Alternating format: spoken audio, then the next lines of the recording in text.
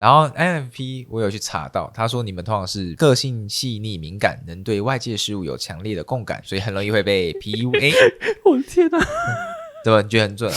这个部分是有讲到。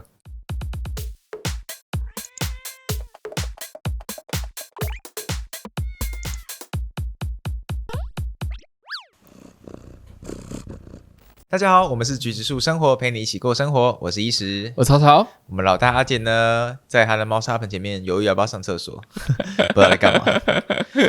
不知道大家有没有听过这个梗图内容？今天有一个人和对方抱怨，他说：“我真的很不开心耶，你明白我的感受吗？”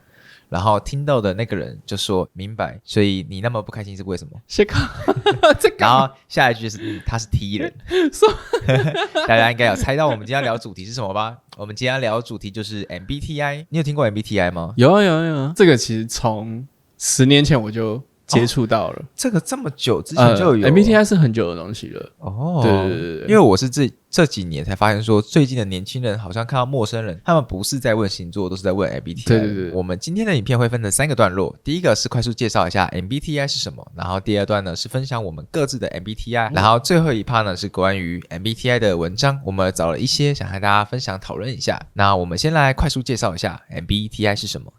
MBTI 呢又称为16型人格的测验，是一种性格分类的模式，它是以心理学家荣格的心理类型这本书为基础设计。MBTI 的类型会以4个面向进行2分法，像是第一个面向就是关于与世界的互动方式，然后这个面向呢会再分成2种，外向的英文单字会是 E，就是 ABCD 的那个 E，然后内向的话会是 I。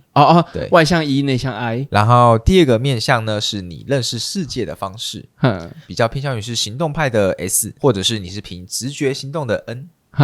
然后第3个面向呢就是你会如何判断还有做决定，然后会再分成以思考为主的 T， 或是以情感为主的 F。最后一个面向就是你的生活态度还有做事的方式，会再分成规划安排型的 J， 还有凭感觉的 P。但这些都是大方向啦，而且不同的人在不同阶段可能都会是不同的结果。MBTI 会随着你在人生不同的阶段去有一些不同的变化的。对，你知道我的 MBTI 是什么吗？这个不是我们下一趴公布的吗？要这么快公布吗？我可以先讲吗？好，你先讲。好，就是我的 MBTI 是 INFP。但是这个社会期望我是 ESTJ， 因为 ESTJ 的一些特征都是比较符合职场社会。对，那就是我的另一个反面。对，因为全部都是你的相反。对，全部都是我的相反。我觉得这世界对我太严苛。结论是这样吗？这些都只是大方向，所以大家今天测完之后就可以当做参考就好了，不用说把它当做是全部，或者是我这辈子就永远是长这个样子。这个是不一定的。这跟星座一样有诟病存在，就因为他太相信了，然后就会有人说你是处女座，然后所以你就怎么样。当然其实你的4个象限是有比例的。对，我记得你好像都偏平均。对，我是蛮偏平均的类型，很酷因为很少遇到这种偏平均的状况。而且我记得你的 MBTI 是少数。对，它是号称就是世界上的1%啦。可是每次在相关文章出来之后，下面就一大票那1%的人出现，是这样，全世界1%人都在台湾吗？听到这边，大家不知道有没有猜到我的 MBTI 是什么？是什么？你明明就知道，假装不知道，要塞一下。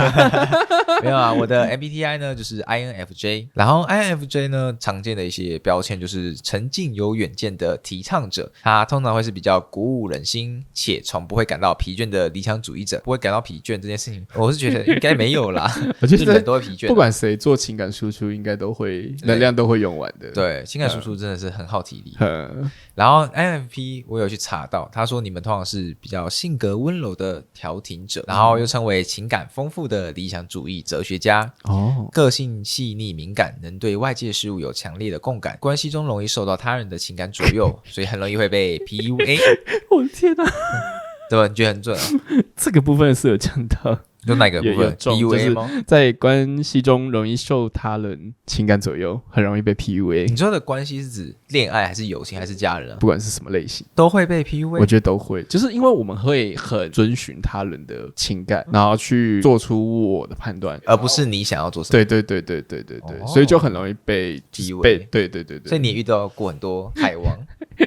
我觉得是，但后来有学乖了啦。这个部分我今天有找到一个文章是在讲说，所有的 MBTI 里面哪一个型是最容易吸引到渣男跟渣女。天哪！然后我觉得这个部分大家可以分享一下你遇到一些海王事迹。好哦。那我们接下来来到文章分享的部分。第一篇文章我想分享的是回避依恋人格的 INFJ。什么叫回避依恋人格啊？好像有点像是没办法跟人亲近吗？哦他是回避依恋型的人。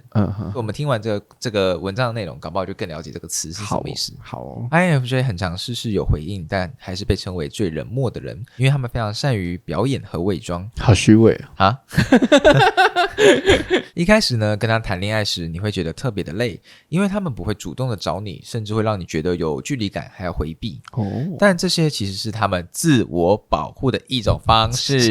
OK， 这是自我保护。是啊。来，还有一个重点，下一趴我觉得他讲的蛮好的。他说为什么会形成这样的人格呢？简单来说，就是因为 INFJ 的原生家庭里存在着一个控制者，或者是一个情绪不稳定的一个养育者。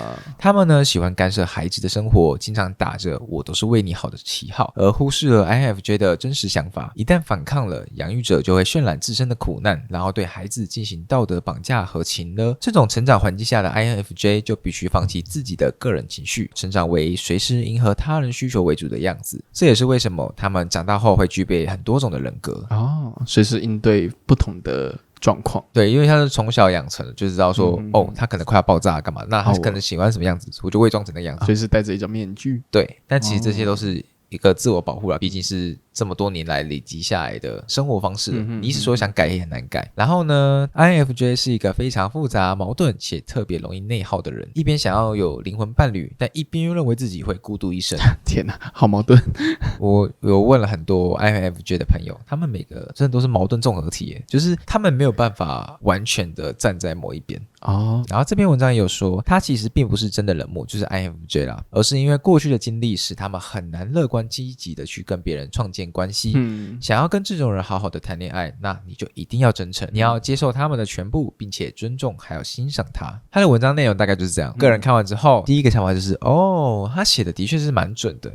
像是自我人格这件事情，其实也是我这几年才慢慢的找到一些我的自我人格，不然我之前也都不知道说所以我到底喜欢什么或者是我到底是什么，因为我好像都一直是围绕在别人可能喜欢什么，或者是你可能喜欢什么，都没有自己的，会找不到自己的影子，没有去找到自己喜欢什么。对，就前面太多的面具了，没有自我探索啦。我在想也是因为这个原因，所以我对于很多自我探索的事情会特别有兴趣，像是星座MBTI 或许也是因为这样让我特别的有兴趣，因为我可以从这些去审视自己的一些行为，去思考说原来这个是我的自我人格的一部分。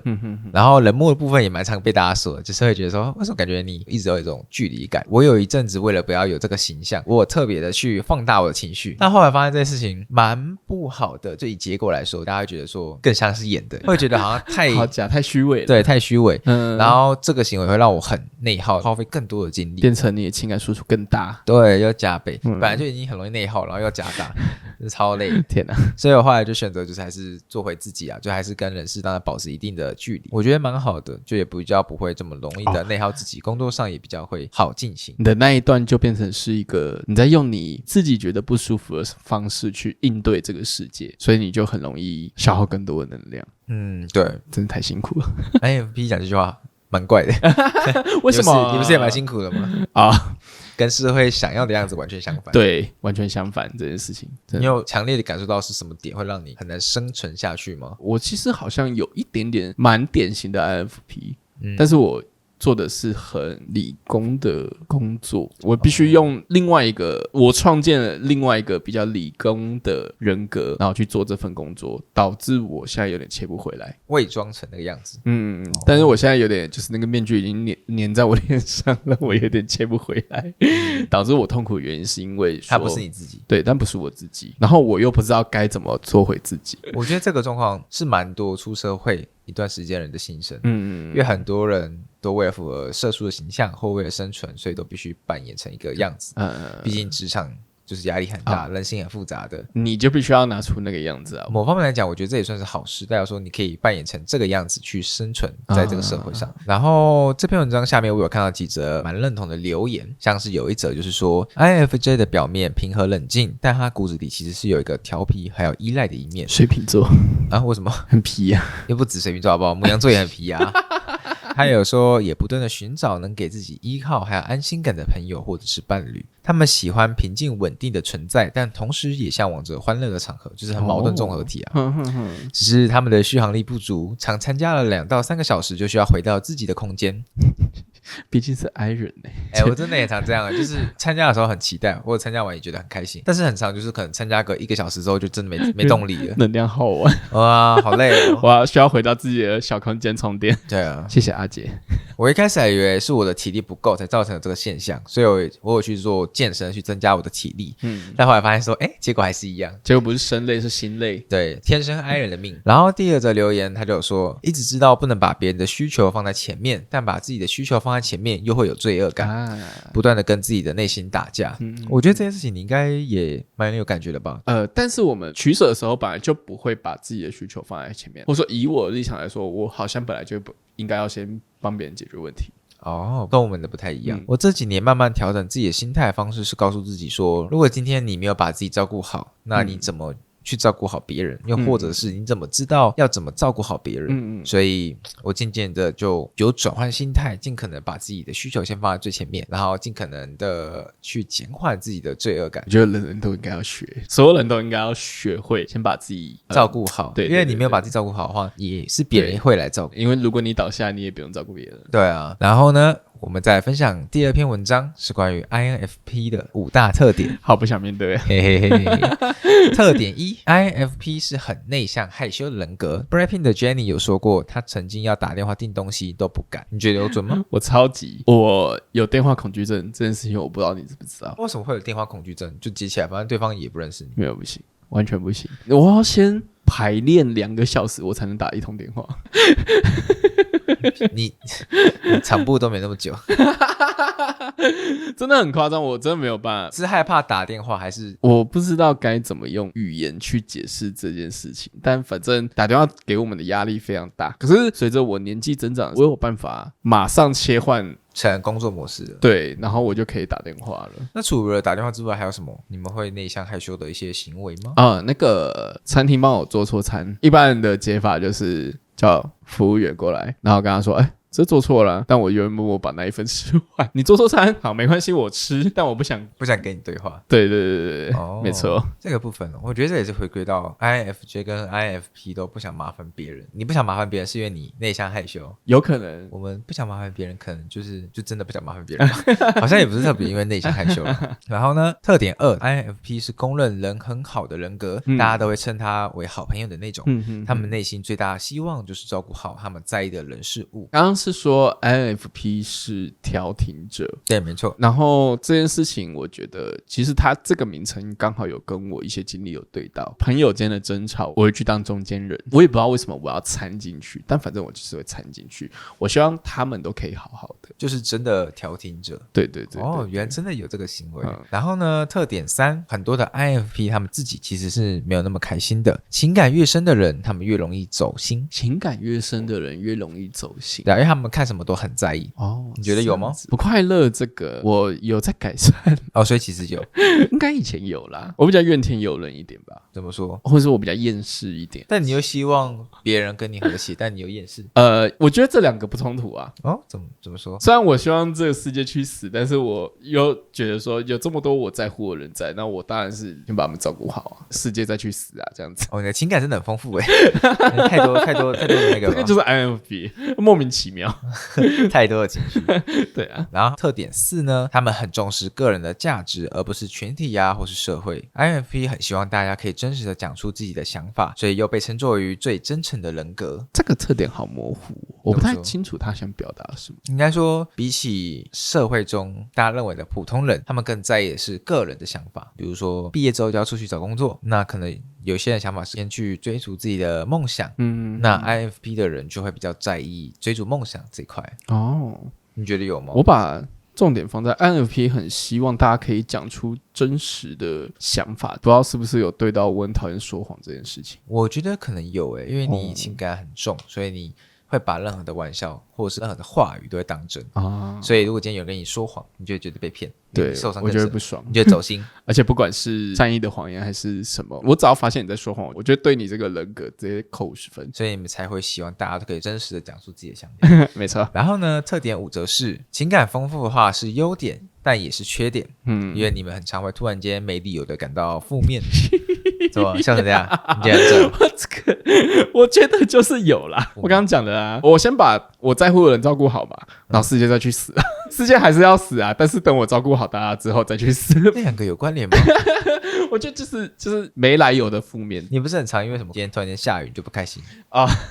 我之前在滑 Reels 的时候也有看到，他也是突然开始跟其他人交代后事，就是比如说帮我照顾好什么我的植物。你说今天突然间下雨，然后就开始跟别人交代后事。对啊，然后另外一个人就问他说：“你怎么了？因为外面下雨了。”他说：“你是不喜欢下雨吗？”他说：“没有，我很喜欢下雨啊，但是下雨这件事不妨碍我 emo。”好难搞啊！没错哦。所以如果今天有出太阳的话，你们就会开心，这样吗？那也不一定，任何事情都可以拿来 emo。你也闲哦，就还有很多事情要做啊。emo 不妨碍我做事哦。后来能理解为什么我有些 INFP 的朋友会突然间脸很臭，或者突然间很失落。我想说上一秒不是很开心吗？就下一秒整个变了一个人。没有错，你们好莫名其妙。赞啊！那我们接下来分享第3篇的文章 ，INFP 跟 ISFJ 是最容易遇到渣男渣女的人格吗？INFP 常常会因为同理心的泛滥而被伤害。INFP 他们是属于治疗者的类型，所以对于外界的人事物拥有强烈的感情，但正是因为这样敏感细腻的性格，容易受到他人的情感左右，所以会很容易就被 PUA， 然后还不自知。马善被人欺，人善被人欺，什么意思？因为太善良了，所以被欺负。我最近有看到一个说法，他们有说，真正善良的人是他们选择善良，而不是一开始就展露自己软弱啊，先让自己变得强大之后，然后决定说我想要做善良的事情。我觉得这个比较符合善良啦，因为一开始就把自己软弱一面拿出来，其实很容易会被人欺负，还不选择先让自己强壮，再选择做善良。原来如此。这篇文章还没讲完，他就说，越是自我反省的人，如果拿捏不好平衡，就会在关系里头产生自我的放弃，认为对方讲的才是正确的，而自己则是错误的。但感情里讲求的是舒心愉悦，而不是一味的配合。更没有绝对的正确答案。你觉得准吗？我觉得是有讲到，就是对外界人事物拥有强烈情感，极富同理心，但正是这样敏感细腻的性格，容易受他人情感左右。这个是有讲到，有讲到 PUA 没有吗？就是被他人左右啊，这一点就是被 PUA 啊。你现在也还是会有吗？有在慢慢学，可能也跟我最近状态有关系啦。就是因为我最近一直在加班，我渐渐的没有时间好好的独处，没有办法独处，对 I 人来说就没有办法回复能量。对，没错。那我没有办法回复能量的话，我就没有办法对外界放感情啊。最后衍生出来的结果就是我停止对外界的感受有波动，就没有办法被 PUA 了。怎么听起来好像变是好的？对啊，这个是意外的变成一个好事。可是这个有一个缺点，我会更 emo。它只是被压抑下来，对而不是被解决。那你有什么解决的方式吗？我目前来说我还没有解决方式，我还在摸索的过程。对。你刚刚有说你之前有遇过海王。有什么故事要分享吗？我很常相信别人的话，我会先预设别人不是在对我说谎，我就会相信对方他讲的每一句话。真的是海王吸引机耶，超夸张的。那你后来怎么发现他是海王？那当然就是发现他骗我啊，这个就太细节了，如果要讲的话就很久。那你前面遇到几个？不计其数。